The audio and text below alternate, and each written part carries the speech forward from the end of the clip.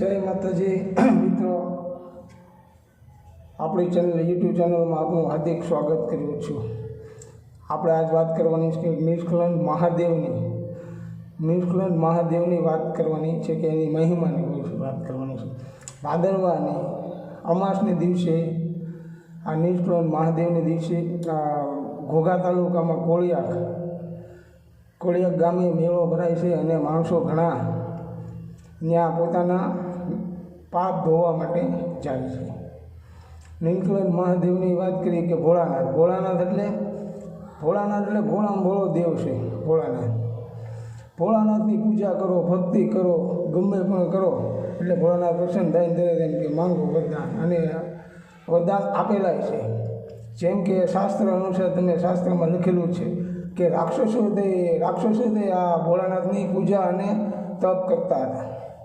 જેવા કે રાવણ છે, ભસ્માસુર છે, અનેક પ્રકારના રાક્ષસો ઘણા કે ભોળાનાથને આ તપ અને એની પૂજા કરતા હતા અને એને યોગ્યતા પ્રમાણે વરદાન ભગવાન ભોળાનાથ આપતા હતા. ભોળાનાથનું મહત્ત્વ એમ કહેવામાં આવે છે કે હાવ ભોળામાં ભોળો દેવ. માનવ, દાનવ, દક્ષ, દેવતાઓ, નાગલોક, અનેક પ્રકારના માણસો હરેક તેનું તપ અને એની ભક્તિ કરે એટલે ભોળાનાથ પ્રસન્ન થાય અને એને યોગ્યતા પ્રમાણે એનું વરદાન આપે છે. કહેવામાં આવે છે કે ભોળાનાથ એ મહાદેવ કહેવામાં આવે છે, મોટામાં મોટો દેવ અને ભોળામાં ભોળો દેવ. જો તમે સૌ મિત્રો તમે જો નવા હો યુટ્યુબ ચેનલમાં તો પહેલાં સબસ્ક્રાઈબ કરો અને લાઈક કરો, તેથી કે નવા મારા વિડીયો આવે તો તમને તાત્કાલિક તમારી સુધી પહોંચી શકે. તો જય નિષ્કલંક મહાદેવ. હવે આપણે વાત કરીશું નિષ્કલંક મહાદેવનું ભાદરવા મહિનાની અમાસને દિવસે જે કોળિયાકની અંદર જે મેળો ભરાય છે તેનું મહત્ત્વની વાત કરવામાં આવે છે. હજારો વર્ષ પહેલાં કે જ્યારે પાંડવો અને કૌરવોનું યુદ્ધ થયું હતું, તેમાં પાંડવો પક્ષથી કૃષ્ણ ભગવાન હતા અને કૌરવ પક્ષથી આપણે કહેવામાં આવે છે કે દાનવીર કર્ણ હતા. કારણ કે દાનવીર કર્ણ માણસ બહુ વ્યવસ્થિત સારો માણસ હતો, પણ એને અધર્મનો સાથ આપ્યો, તેથી કૃષ્ણ ભગવાને પાંડવો તરફથી ધર્મની બાજુ લડ્યા, તેથી તેનો સંહાર કરવામાં આવ્યો હતો.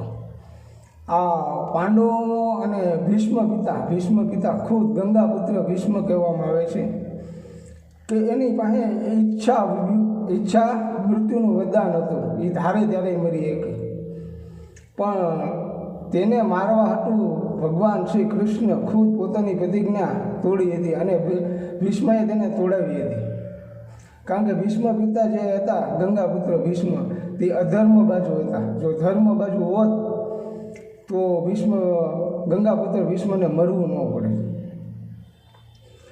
જે આ કૌરવ અને પાંડવોનું જે યુદ્ધ થયું હતું તેમાં 100 કૌરવ અને 5 પાંડવો અને એના સાથી તરીકે ભગવાન શ્રી કૃષ્ણ કહેવામાં આવે છે ને, જે કૃષ્ણ જે દ્વારકાનો નાથ એ પોતે હતા અને એનું રથ ચલાવતા હતા સાથી બની, એના મિત્ર બની પાંડવોના, અર્જુનના ખાસ. તેથી કરીને કૌરવોનો સંહાર થયો. 5 પાંડવો અને થઈને કૌરવોનો સંહાર થયો. એમાં ઘણા યોદ્ધાઓ, ધુરંધી યોદ્ધાઓ કે પછી સૈનિકો, પ્રજાજનોને ઘણું માણસોને આ મરવું પડ્યું અને એને તકલીફની હિસાબે પાંડવોને પાપ લાગ્યું. કહેવામાં આવે છે ને, પાપ લાગ્યું. તેથી પાંડવો તો યુદ્ધ તો જીતી ગયા, પણ જે ધર્મરાજ યુધિષ્ઠિર છે ને એને ગાદી પર બેઠતા મનમાં વિચાર આવે છે કે આજે અમે માર્યો છે, આજે કૌરવનો સંહાર કર્યો છે, એનું પાપ અમને લાગ્યું છે. તેથી દ્વારકા કૃષ્ણ ભગવાન વયા જતા પછી દ્વારકાથી કૃષ્ણ ભગવાનને બોલાવે છે 5 પાંડવો અને ધર્મરાજ યુધિષ્ઠિર, અને સભા ભરીને બેઠા હોય ત્યારે કૃષ્ણ ભગવાનને કહેવામાં આવે છે કે અમે આજે સંહાર થયો, અમારા ભાઈ પાંડળા ઘણા એમાં મરી ગયા. કૌરવ એના કાકા દાદાના કુટુંબી ભાઈઓ જ હતા, તો એનું પાપ માટે અમે પાપ તો લાગ્યું છે ને કૃષ્ણ ભગવાન કે એનું પાપ તો લાગ્યું છે, જાણતા અજાણતા ગમે પાપ તો થયું છે, તો તેની માટે અમારે શું કરવું? ત્યારે કૃષ્ણ ભગવાન ખુદ કહેવામાં આવે છે કે ભગવાન નીલકંઠ મહાદેવ આપણે કે ભોળાનાથ એનું ધ્યાન ધરીને ભોળાનાથની તપમાં બેસીને ભોળાનાથ આરો વાતો કરે છે અને ત્યારે એનો રસ્તો નીકળે છે કે આનું શું કરવું પાંડવોનું. અને ત્યાર પછી જ્યારે કૃષ્ણ ભગવાનને અર્જુને કૃષ્ણ ભગવાનને જ્યારે પૂછ્યું ત્યારે એમ કીધું હતું કે હવે તમે આ રાજપાટ જે તમારા ગાદીપતિ હોય દીકરાઓ એને સોંપીને તમે પાંચે પાંડવો આ દરિયાના માર્ગે ચાલ્યા જાઓ. અને એને એક ધજા આપવામાં આવી, કાળી ધજા. એ કે આ જે કાળી ધજા છે ને જ્યાં સફેદ થઈ જાય છે ને ત્યાં તમારું પાપનું નિવારણ થશે. અને પાંડવો દરિયા કાંઠે કાંઠે જતા, જ્યાં રોકાય ત્યાં ભોળાનાથની પૂજા તપ અને વિધિ કરતા. તેથી કરીને વિધિ કરતા અને ત્યાં સ્થાપના કરતા ભોળાનાથ. એટલે દરિયાના ખૂણે ખૂણે ભોળાનાથની સ્થાપના હશે જ્યાં પાંડવોએ કરી છે. અને ત્યાંથી માંડવામાં આવે છે કે મીઠી વીરડી અને ધીમે ધીમે ધીમે પાપ ધોવાતા ધજા કાળામાંથી સફેદ થતા કોળિયા નકળંગ કહેવામાં આવે છે. જે 5 પાંડવોને 5 લિંગની સ્થાપના કરી છે ત્યાં પહોંચ્યા અને કાળી ધજામાંથી સફેદ ધજા થઈ ગઈ. એ સફેદ ધજા થઈ ગઈ પછી 5 પાંડવોએ ભોળાનાથની પૂજા કરી, એની વિધિ કરી, અનેક પ્રકારના ભોગ લગાડ્યા ભોળાનાથને અને ત્યાં એનું પાપનું નિવારણ થયું. અને તેદીના દિવસે ભાદરવા મહિનાની અમાસ હતી અને એ દરિયાની અંદર તેઓ લોકો સ્નાન કરી અને ભોળાનાથની પૂજા કરી. તેથી કહેવામાં આવે છે કે પાંડવોનું જે પાપનું નિવારણ કર્યું ભોળાનાથ એટલે નિષ્કલંક મહાદેવ, જેને પાપ એટલે કે નિષ્કલંક એટલે એમાંથી મુક્ત કરનાર નિષ્કલંક મહાદેવ કહેવામાં આવે છે. એટલે ભોળાનાથ કહેવામાં આવે કે ભોળાનાથને પૂજા વખતે કોક ફૂલ હાર ચડાવે, કોક ભભૂત ચડાવે ભોળાનાથને, કોક રંભા ફળ એટલે કેળા ચડાવે અને ભોળાનાથને વાલમ વળે ખીર.